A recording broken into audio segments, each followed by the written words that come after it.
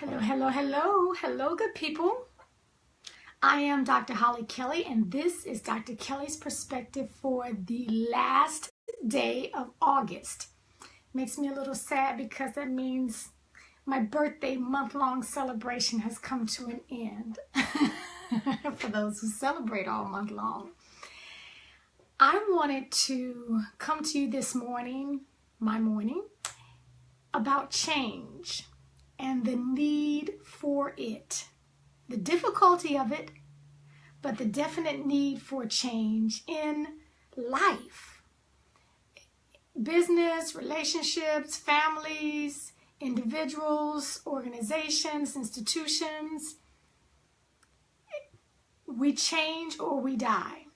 We change or we get left behind to the point of extinction. And so I just want to talk a couple of minutes about that, because someone brought a situation to me, and when you peel back the onion far enough, peel back and ask enough why questions, it gets down to a resistance to change. And for a leader, that is, I think, most difficult. All leaders, I want you to recognize and just think through this for a second with me. Because if you individually, as a person, resist change, you don't like changing. You don't want things in your office changed. If somebody comes in and moves a pencil rack, that throws you off. If individually we don't like change of any sort, we've got to recognize and remember how difficult change is for those in an organization. And so even though you have this brilliant idea, you want to, come out of the chute like a rocket, and it's a change. And you expect people to get with the program instantly, put a smile on their face, and do it with some joy and zest. It doesn't work like that. As leaders, good morning, Miss Shima. As leaders, it's part of our responsibility to introduce the change correctly, in a timely manner, with some wisdom, with knowledge of the corporate environment and the corporate culture that you're working with, so that it's not sabotaged. Okay, it can still be sabotaged, but when we do it strategically, when we introduce change strategically, it can help go smoother. It can help be more palatable. And good morning for all who are joining me. Good morning, Rochelle.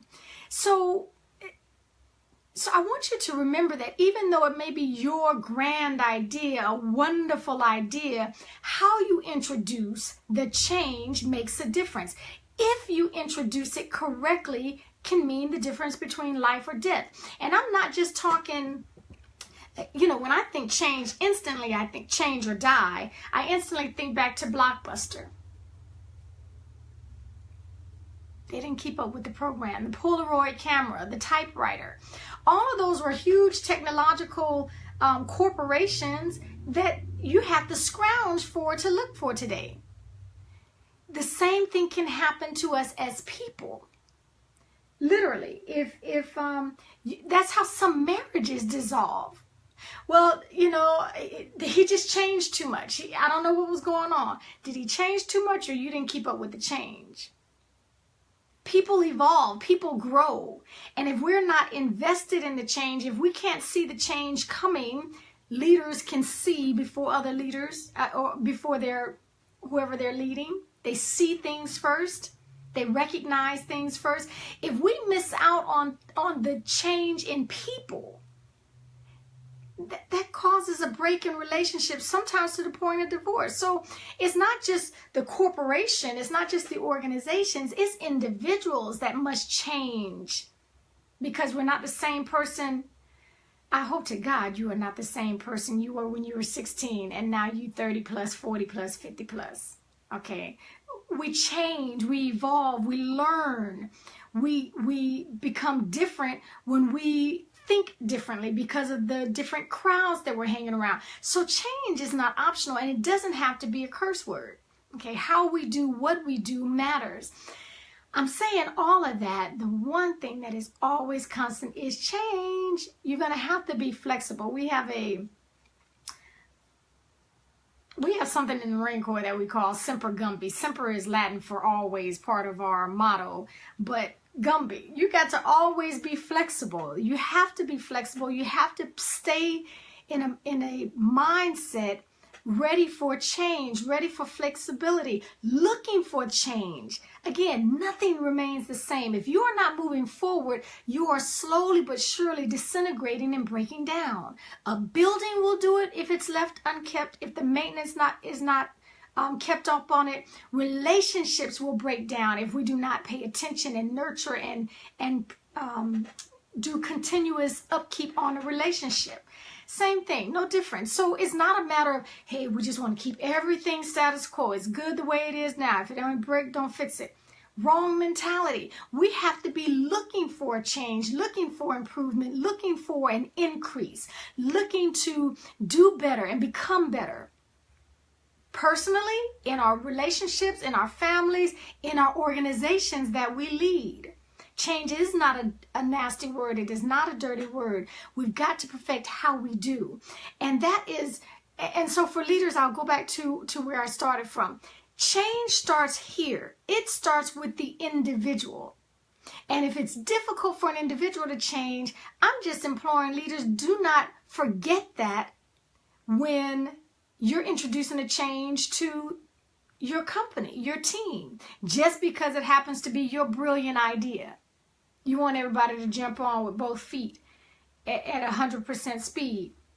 That's not likely to happen. It's not fair. It doesn't even make logical sense for you to do that. One of the things, and I will also say, when it's time for your brilliant idea to change, to progress, to be scrapped, to bring in something else, okay, don't take that personally either. There's a wonderful book called The 4 Agreements. The first agreement is don't take anything personally. Okay, so we are always trying to, absolutely. Shima, coming from the health field, is telling us, reiterating again, thank you for that, amen. If we don't change, it will affect us in all aspects of our lives. Anxiety, heart attacks, you've seen what she's saying. Thank you for that. Don't stop at the corporate level. It starts right here, okay? So if you're in any sense of leadership platform, if you have the privilege to lead, you have to. The name of the book is The 4 Agreements. And I don't want to misquote Miguel is his first name, I'm sure. Oh, I'd have to pull out my copy. But The 4 Agreements. 1, 2, 3, 4, The 4 Agreements. Quick read, but very, very powerful ways to live. Don't take it personally is the first one. Because it's never only about you. Okay, but my point is this. Listen, we're getting ready. My colleague and I, Dr. Stephanie Hampton-Creedle, and I are getting ready to move into a webinar about your dream and reviving your dream and resuscitating your dream. And if you haven't already registered, I'll put the link. Please make sure you do that, because it starts with you individually. You want something. Good morning, Elder Solomon. You want something. You're hungering for it. You know it. Even if you can't name it, you know there's more and you want it. That's called a change. And we cannot be afraid of the change, even if it is a personal change, even if it's a change that is going to be uncomfortable, because I can guarantee you it will be. Every time, anytime we break out of a comfort zone, quote unquote, prison zone, there is going to be a discomfort. There is going to be a level of anxiety associated with it, because you can't see the future. No one is absolutely certain that anything is going to work. Okay, that quick and easy part, scrap that. Well, I don't move unless I'm guaranteed. Okay, then you're not moving, you're not changing, you're not growing, you're not living. So my challenge to you is to recognize that the change begins with you. It begins here. It begins here. Okay, we cannot move forward and stay in the same place at the same time. So it begins with you. Challenge yourself to get comfortable with the discomfort of change. And then you won't be so quick to mandate change, coming in like a gorilla, mandating change to those other team members or family members or employees that you are working with. Okay.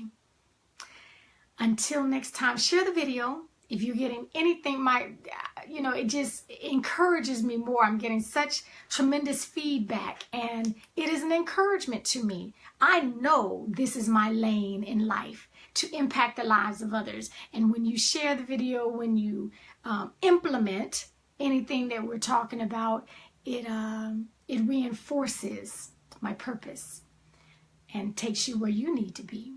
So thank you for that. Until next time, listen, take real good care of yourselves. Take real good care of yourselves, and I will see you soon.